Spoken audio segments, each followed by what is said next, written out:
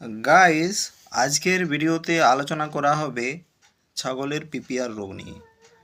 তো ছাগলের পিপিআর যদি হয় তাহলে আমরা কি করে বুঝবো যে ছাগলের পিপিআর হয়েছে, আর পিপিআর কি ঘটিত রোগ। তো আজকের ভিডিওতে সম্পূর্ণ তথ্য দেওয়ার চেষ্টা করব।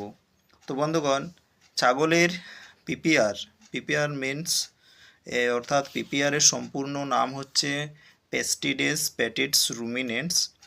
তো বন্ধুগণ, পিপিআর হচ্ছে একটি ভাইরাস ঘটিত রোগ, আর এই ভাইরাসটির নাম হলো মরবিল্লি ভাইরাস। অর্থাৎ মরবিল্লি নামক ভাইরাসের কারণে এই পিপিআর রোগটা হয়ে থাকে।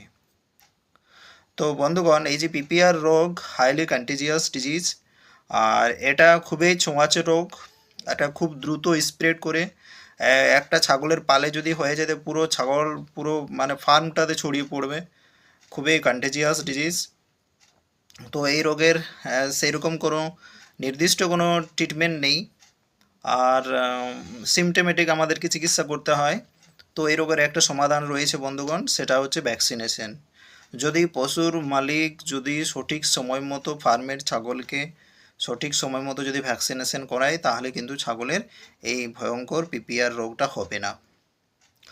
ছাগলের পিপিআর রোগ হলে যে লক্ষণগুলো প্রকাশ পায়, সেই লক্ষণগুলো হচ্ছে, প্রথমত জ্বর থাকবে। জ্বর 104 থেকে 107 ডিগ্রি ফারেনহাইট পর্যন্ত হতে পারে। হ্যাঁ। দ্বিতীয় হচ্ছে ছাগল খাওয়া দাওয়া বন্ধ করে দেয়। তৃতীয়ত হচ্ছে নেজাল ডিসচার্জ, নাক থেকে প্রচুর জল পড়তে থাকে। প্রচুর সর্দি কাশির মতো লক্ষণ প্রকাশ পায়।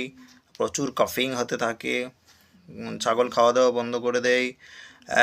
রুমেন পিএইচ লেভেল ডিস্টারবেন্স হয়, এবং কি ছাগল প্রচুর জলের মতো পাতলা পায়খানা করতে থাকে। যেহেতু পিএইচ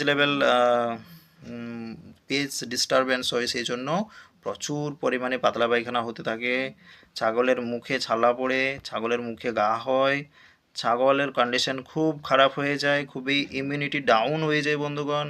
তাহলে এরকম লক্ষণ যদি আপনারা দেখেন যে আপনার ফার্মে যদি এরকম লক্ষণ যদি প্রকাশ পায়, তাহলে অবশ্যই একজন স্থানীয় পশু চিকিৎসকের সঙ্গে পরামর্শ করবেন এবং এর সঠিক চিকিৎসা করাবেন। ঠিক। তো আমার ভিডিও ভালো লাগলে অবশ্যই লাইক, শেয়ার, কমেন্ট ও সাবস্ক্রাইব করবেন। ধন্যবাদ।